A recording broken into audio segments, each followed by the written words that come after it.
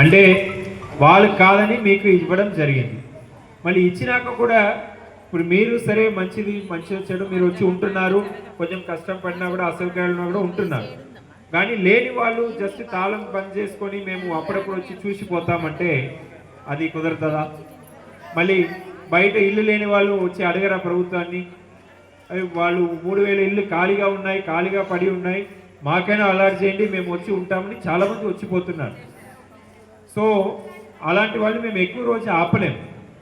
వాళ్ళకు ఒకరోజు మేము డెసిషన్ తీసుకొని లేదు ఇక్కడ ఉండట్లేదు, ఏ ఇల్లు ఉండట్లేదో వాళ్ళని అలాట్ చేయాల్సిన పరిస్థితి వస్తుందా రాదా?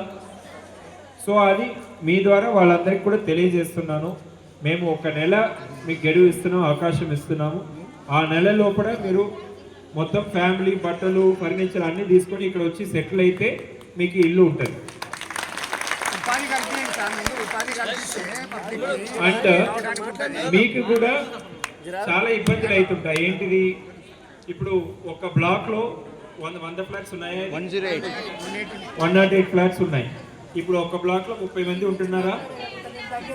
30, 40, 50 అయితే ఉండట్లేదు, కానీ 20, 30 ఉంటున్నారు. సో మీరు మెయింటెనెన్స్ కలెక్ట్ చేయాలన్నా కూడా మీకు ఇబ్బంది. ఇప్పుడు 100 మంది ఉన్నా 30 మంది ఉన్నా 8th ఫ్లోర్ దాకా పోయే లిఫ్ట్ 8th ఫ్లోర్ దాకా పోయి తీరాల్సిందే, కరెంట్ బిల్ కట్టాల్సిందే, లిఫ్ట్ మెయింటెనెన్స్ కట్టాల్సిందే.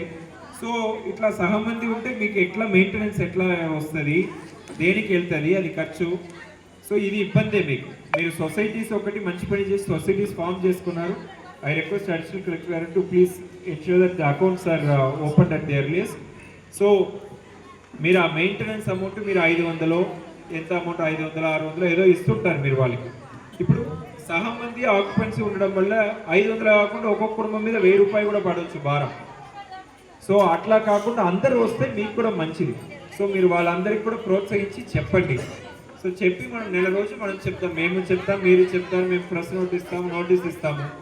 దాని తర్వాత కాదు అంటే మళ్ళీ ఇక్కడ రాని వాళ్ళకి మనం ఇల్లు ఇవ్వడం అనేది కష్టమవుతుంది.